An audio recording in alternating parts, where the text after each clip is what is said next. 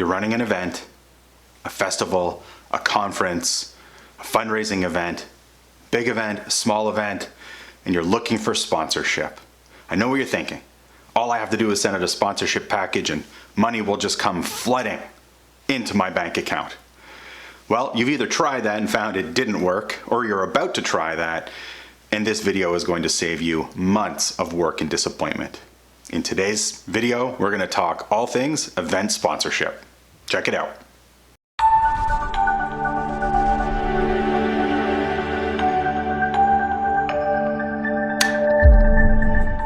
Hi there, my name's Chris Bayless, President and CEO of the Sponsorship Collective, and before we dive in, make sure you hit the subscribe button and click the bell icon to get updates every time we send out a video. Before we can talk about how to get event sponsorship, we need to talk about why companies sponsor events in the first place. Well, I've got good news for you. The reason companies sponsor events is because they want to put their logos on a sign with the word gold, silver, or bronze above it. Unfortunately, nothing could be further from the truth. And if that is your plan for seeking event sponsorship, or worse yet, you've been practicing sponsorship in this way, you're in for a big surprise. Why do companies sponsor events? For the same reason companies do anything. More customers, profit, keeping current customers, finding staff, building their brand. If all a company wanted was to get their logo in front of people, they would just buy ad space or do some internet marketing. They wouldn't bother with events. Events are an opportunity to engage niche audiences in specific ways that the audience loves and that connects them to the sponsor in meaningful ways. In other words, your job as the event sponsorship salesperson is to build opportunities that sponsors love and that your audience loves that brings them both together in a way that adds value. If a company is looking to sample new product, sure, you could just put the samples out on a table and hope people pick them up. Or you could come up with new, unique, interesting ways to incent people to try the sample, to take the sample. And in that way, you're proving to your sponsor that you're better than just a direct mail campaign or handing out free product on a street corner. Event sponsorship is an opportunity for you to take a captive niche audience and a sponsor and bring them together. So what type of sponsors exist? What kind of sponsorship opportunities exist for events? Cash, right? You want cash, then you'll have cash, you'll put their logo on a sign, and away they go. Well, okay. Some people do that, but you're missing out on a really significant opportunity if that's all you're doing at your events. Cash sponsors, of course, are part of sponsorship and really a huge part of sponsorship, but how you activate that sponsorship, how you leverage that sponsorship will determine how much cash you can get. So the first type of sponsor at an event is the experiential sponsor. The company wants to bring an experience or an opportunity to your audience, not just put a logo on something, but actually add value to your attendees. Make them feel better, have a better time, make them feel more engaged, give them more of what they want, and overcome things that they don't want at your event. You can have promotional partners that will help you target and market to your niche audience, your target customer. You have media sponsors that can help you get your message out, help you build your brand, but also help you build the brand of your cash sponsors, driving up the value of your event overall. And of course, you have in-kind sponsors, right, or contra. Those companies that give you free stuff that you then use to offset expenses or that you give to your audience to help them have a better time. No matter what type of sponsorship you're looking for, event sponsorship follows really the same process.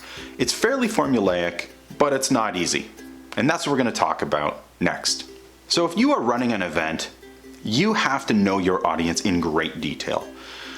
Not just how many people come, but you really should have at least 30 data points on your audience. Demographic, of course.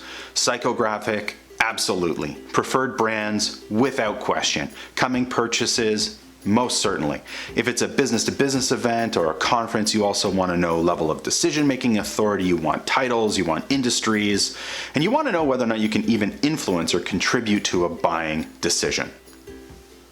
If you are running an event and you don't have audience data, you are missing a major opportunity for sponsorship, but also a major opportunity to improve your event. The more you know about your audience and what they're after, the more you can offer them to make sure they come back year after year. Once you know who your audience is, you can do the next 3 things which are critical to sponsorship sales: prospecting, valuation, and building activations, those experiential opportunities that make your audience happy and make sure they come back again and again. How does audience data help you prospect? Well, once you know exactly who your audience is, what kind of products they want to purchase, what kind of brands they prefer, it points you to exactly the companies you should be talking to. But then you can also look at what companies consider your target market, your audience, their ideal customer. So your audience may not have identified that they plan to buy a particular type of car, but you're able to do some market research to determine which companies in fact prioritize your audience. Once you know who your audience is, prospecting is a breeze. The next step in building your sponsorship opportunity is knowing how much to charge, otherwise known as valuation. I'll link below in the show notes to a blog post and a video all about valuation. We're not going to cover it in great detail here, but you must know what your opportunities are. You cannot sell sponsorship, prove return on investment, and negotiate with your sponsors without an understanding of the fair market value. And so we have a number of resources that can take you through that process. But your value is highly dependent on your audience. Without knowing who your audience is, you can't know what the market value of your assets are. And third, in order to build activations, in order to build experiences for your audience that you can sell at a premium to sponsors, you have to know who they are, what they want, the inconveniences you can help them overcome. And then you build things specifically to address their concerns. Believe me, no audience member, no event attendee said, "I wish there were more signs with logos on them." That is not what your audience is after. No one sat down to a gala or showed up at a race and said, "Boy, I wish there were at least 10 more speeches before we got to enjoy our dinner or before the event actually began." These things do not add value to your audience. And the reason you're struggling to come up with ideas to make your event better, ideas to sell to sponsors that actually add value versus just another e-blast, is because you don't know who your audience is and you're not asking the right questions. Once you know who your audience is, once you've built activations just for your audience, once you've done your valuation, and once you've done your prospect research, then and only then can you move to building a sponsorship proposal and reaching out to your prospects. Now, I know most people start with the sponsorship package and they send it out to cold prospects in hopes that money will come in, and it doesn't. So instead, turn your sponsorship process upside down. Start with your audience, then determine what value they have in the marketplace. Develop your experiential, customized activations for your audience, and build a prospect pipeline of companies who you know prioritize your audience as customers. Then you can move to building your sponsorship proposal. I'll link to a video all about the sponsorship package below. But very quickly, I will share a tip with you. When you're building a sponsorship package, no less than 50% of that package should focus on audience data. It's not about gold, silver, bronze grids. It's not about making the sale to a prospect you've never spoken to. It's about presenting your audience in a way that marketers find appealing. The most important time frame in event sponsorship is the 2-week window immediately following your event. After your event is the most important time frame for you and your sponsors. Why?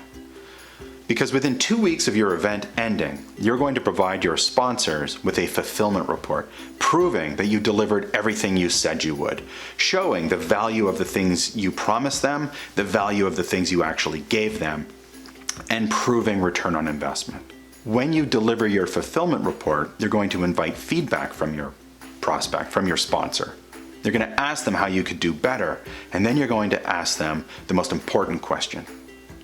How can I ensure that you will be back next year? What do I have to do right now to make this your number one priority, your top priority for your next year's marketing plans? I've been using this approach for years, and it always puts me in a position within 2 weeks of my event ending to know exactly how many sponsors I have coming back next year. So within a couple of weeks, I already know how much work I have ahead of me to bring in new sponsors, if any. So when it comes to event sponsorship, we need to change our mindset. Events are not just another place to put logos.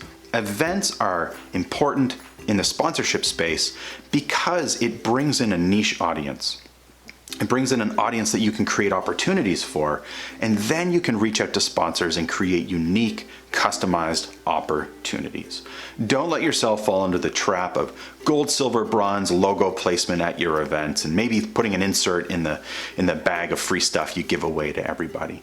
Really challenge yourself to think creatively, to reach out to your prospects and build customized opportunities. And remember, the sponsorship proposal doesn't make the sale. You do. Good luck out there.